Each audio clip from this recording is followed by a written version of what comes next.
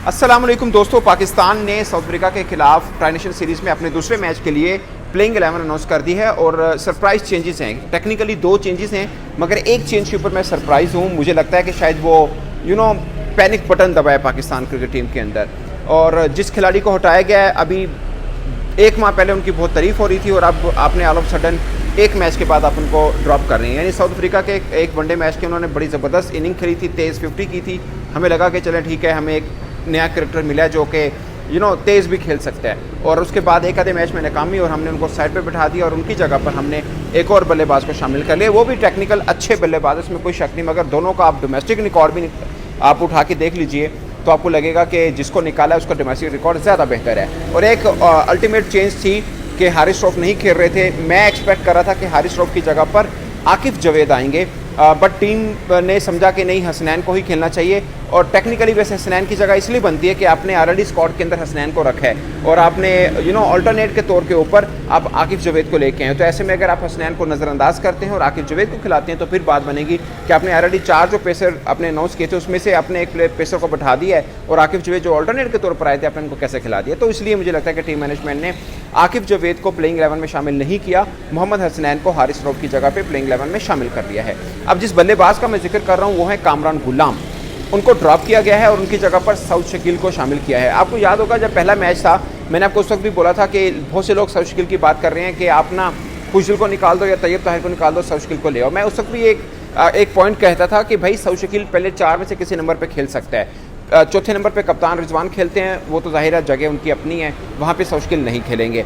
Opener Fakhar Zaman है, उनकी जगह पे भी नहीं आ सकते। बाबर आजम का हमने एक एक्सपीरियंस किया कि उनको ओपन करते हैं तो अब एक मैच में नाकामी के बाद आप बाबर आजम को हटाकर किसी और को ओपनर नहीं लगा सकते। तो अल्टीमेट चॉइस यही थी कि कामरान गुलाम को ड्रॉप किया जाए और साउथ शकील को शामिल किया जाए। बट क्वेश्चन इज कि क्या कामरान गुलाम को ड्रॉप करना ठीक है? अगर आप कराची की बात करें तो स्पिन को स्पिन स्पोर्टिव पिचेस होती हैं, साउथ शकील का होम ग्राउंड है, तो इस पर्सपेक्टिव में ठीक है कि साउथ शकील की जगह बना ली, आपको एक लेफ्ट आर्म वाली ऑप्शन मिल गई है। वैसे तो आपके पास ऑलरेडी फ़खर जमान भी लेफ्ट आर्म ऑप्शन है, आपके पास खुशदिल शाह भी एक तरह से लेफ्ट आर्म ऑप्शन है, तो अब आपने वन डाउन के अंदर भी आपने साउथ शकील को शामिल कर लिया है। बट मुझे लगता है कि कामरान गुलाम बुरे बैटर नहीं थे, उनका डोमेस्टिक रिकॉर्ड शायद साउथ शकील से भी बेहतर है और इंटरनेशनल भी वो बुरा नहीं खेल रहे थे। एक आधा मैच ऊपर नीचे हो जाता है, यही प्रॉब्लम है कि हम रूम नहीं होने देते हैं। हम एक डिफीट के बाद कहा ज़रूर जाता है टीम मैनेजमेंट को कि ज़्यादा शोर मचाने की ज़रूरत नहीं है, ज़्यादा पैनिक बटन नहीं है, ये वो नहीं है, बट फिर हम गलती कर जाते हैं, हम फिर उस प्लेयर को ड्रॉप करते हैं। अब आपने कामरान गुलाम को ड्रॉप किया, आप साउथ शकील को आप इन कर रहे हैं। खुदा ना खास्ता अगर साउथ शकील परफॉर्म नहीं करते 1-2 मैच तो फिर आप अपना कॉम्बिनेशन क्या करेंगे?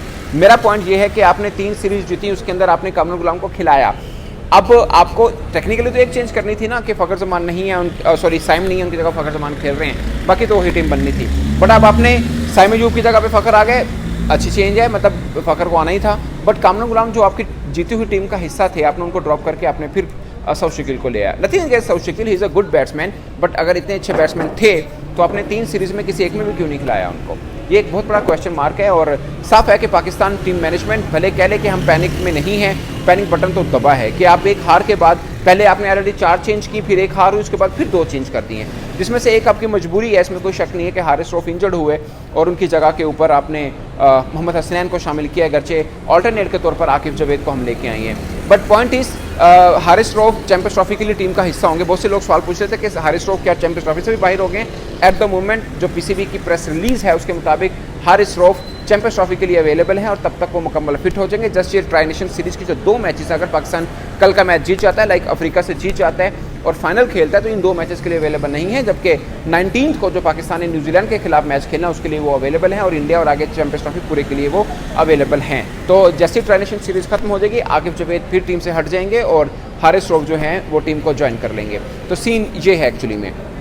और ये कॉम्बिनेशन अगर हम देखें तो बाबर आजम, फ़खर जमान ये ओपन है, साउथ शकील जो हैं वो वन डाउन पोजीशन के ऊपर आएंगे, 4 नंबर के ऊपर कप्तान मोहम्मद रिजवान होंगे, 5वें के ऊपर सलमान अली आगा होंगे, 6ठे के ऊपर तैयब ताहिर हैं, 7वें के ऊपर खुशदिल शाह हैं और फिर आ जाएंगे शाहीन शाह अफरीदी, उसके बाद नसीम शाह आएंगे, फिर आएंगे आपके पास हसनैन और अबरार। ये आपके 11 की कॉम्बिनेशन बनाए पाकिस्तान टीम ने। आई होप कि ये बदलाव टीम की के नतीजे में भी कोई बदलाव लेके आए, अदरवाइज बज़ाहिर लग रहा है कि 2 चेंज शायद थोड़ा सा अनफेयर है, अनफेयर टूवर्ड्स कामरान गुलाम। ये मेरा ख्याल है और आपका क्या ख्याल है? अपनी राय कमेंट के सूचना जरूर बताएगा। मेरी तरफ से इतना ही, इजाज़त दीजिए, अल्लाह हाफिज़।